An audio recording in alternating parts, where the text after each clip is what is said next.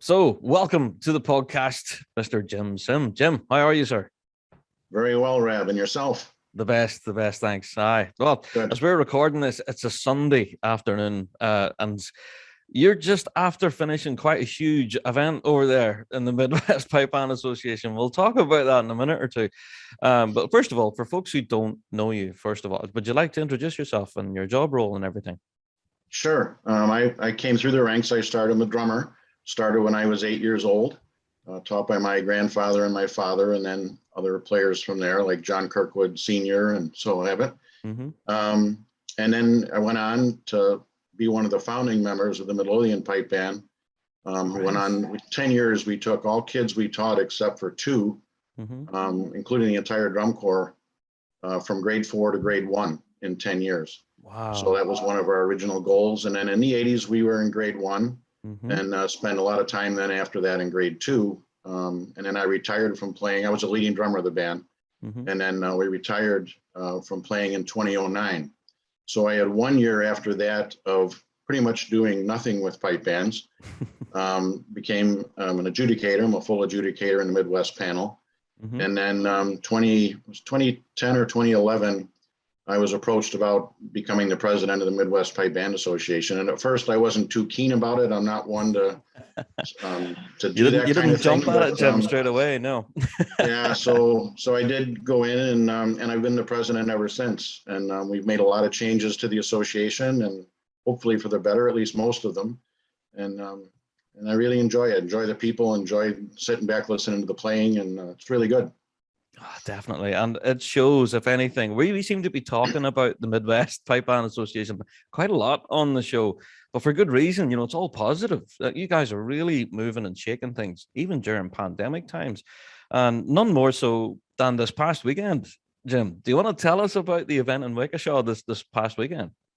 Yeah. Well, 2.5 weeks before, well, about 3 weeks ago now, we were informed that the Waukesha contest, which was one of our championship events, we have 3 of our 7 outdoor events are what we call championship contests.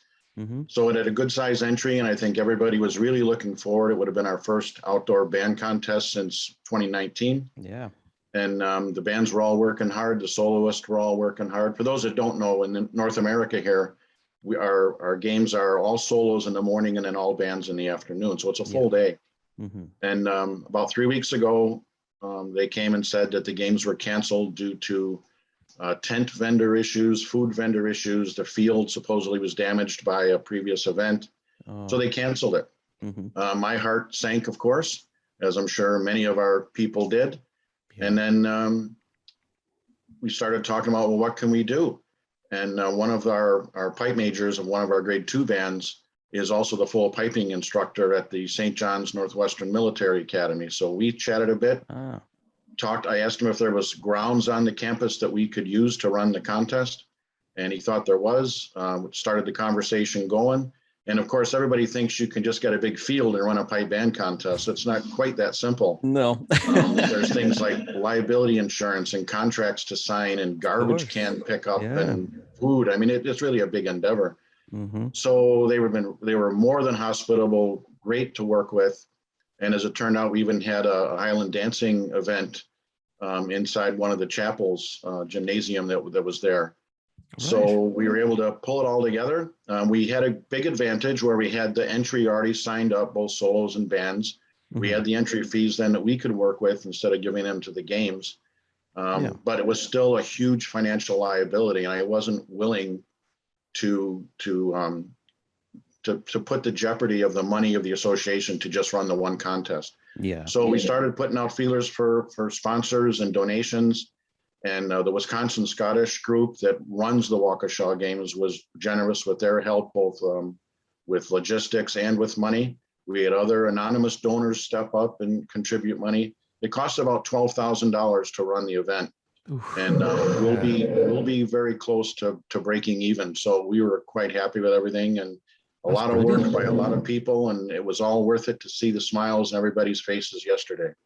Oh, fantastic. And Jim, by all accounts, we had a piping event here in Northern Ireland on the same day. So we were dead busy with everything that was happening in Bangor.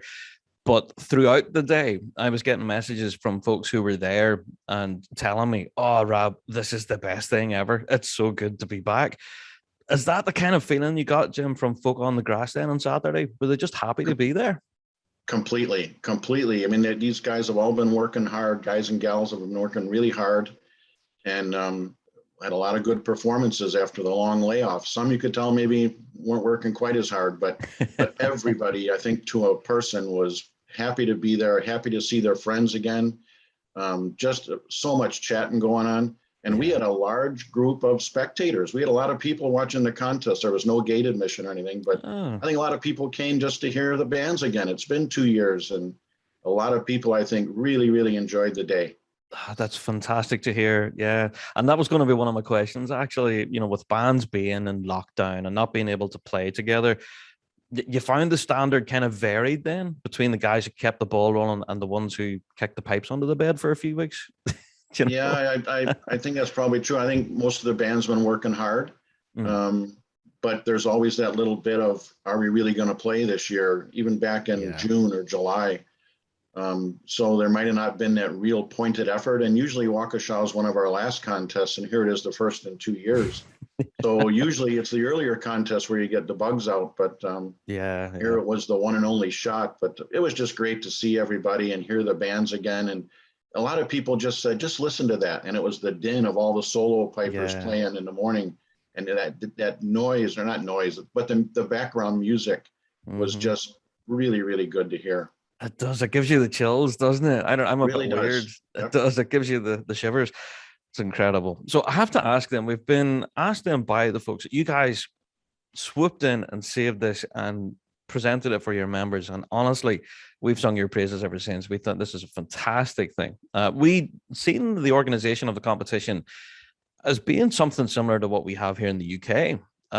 Because in the US, you guys have, like sheep herding, Highland Games, all sorts of stuff. And the piping is like a little side bit. But here in the UK, the piping is definitely the focus. And this is what this event this past weekend was. The piping was the focus. Do you think that this is, possibly the future for future events in the Midwest Pipe Band Association? No, I don't. I might be in the minority opinion of that. In the Midwest here, we have a really good group of sponsors that run the contests. And I wouldn't say pipe bands are just a sidelight. I think we're a very major part of what they do. And they all realize that. And I think we bring a lot of money into their events. And I don't think pipe band associations, I know here in the Midwest, we could not run 7 outdoor pipe band events during the year strictly on finances. That's it. We just couldn't afford it. So we paid full prize money yesterday, full travel money. We paid the judges. It was a full boat event. Yeah. And I know we couldn't do that more than once a year. No, that's it indeed. Cost, but we have a January meeting with all of our Highland Games sponsors to go over things like finances. And we've made changes over the years to help them. And with the pandemic now, they're going to be hurting too. So we plan on doing some things, and we have some plans in place to help them next year. We help them so they can help us. They provide us grounds and venues to compete, and we do everything we can to help them as well. We don't look at them as enemies or adversaries. It's really a good partnership with everybody, and they're all most cooperative. No, exactly. Yeah. And long may it continue as well. Definitely we've been talking about the piping scene in the Midwest as being one that's really particularly vibrant. Have you found what we've noticed here in the UK? We've had like 3 or 4 little fledgling events, and there's so many kids involved. There's so many youngsters that have never been on the grass before, and they head to these events just, to have a wee bit of experience, really. Did you find many kids involved at the weekend, Jim, at the event? Yes. There's 2 organizations, 2 bands in particular. One organization has 2 bands and one has the one. Both did really well yesterday. Both won their events, and mostly I'll say kids, almost all kids. And they did really well in the solos, and you can tell they've been working. You give a young man or a young lady 2 years where you haven't heard them play, and if they've been working for those 2 years, man, their level really came up.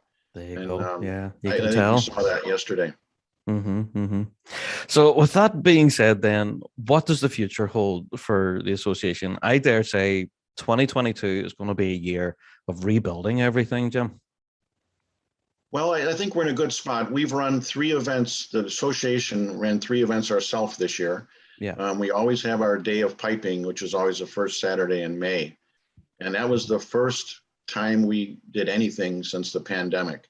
It's an all amateur event. It's called the Terry McHugh Memorial. It's indoors. It was in a Oh, church. yes. We ran that and it was successful. We didn't have quite the turnout we had hoped, but it put us back our footing on the ground.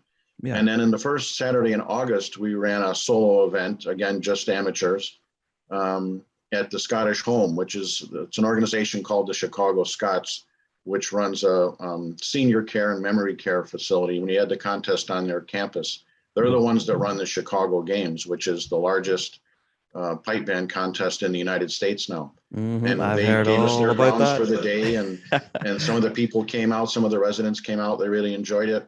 Yeah. And so we ran that event ourselves.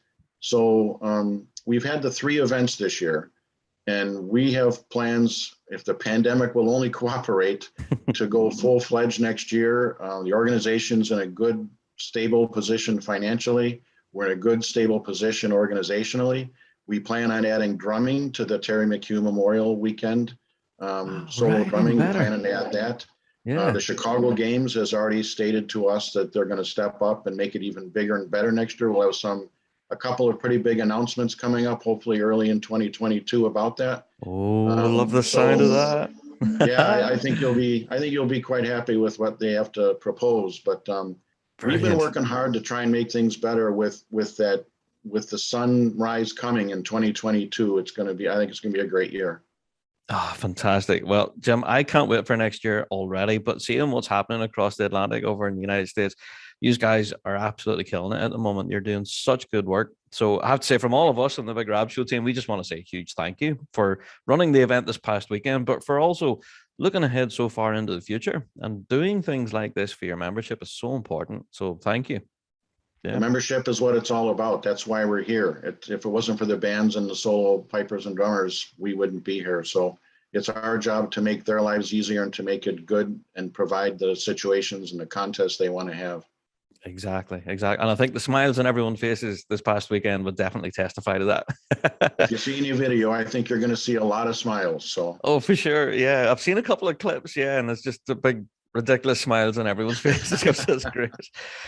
So I have a couple of personal questions, Jim, just to ask you then before I let you go. Some Big Rab Show staples that we ask everyone. All right. So it has, throughout your playing career and your history, in your current role, has there been any one standout moment in all of your time in piping that you can say that was pretty awesome?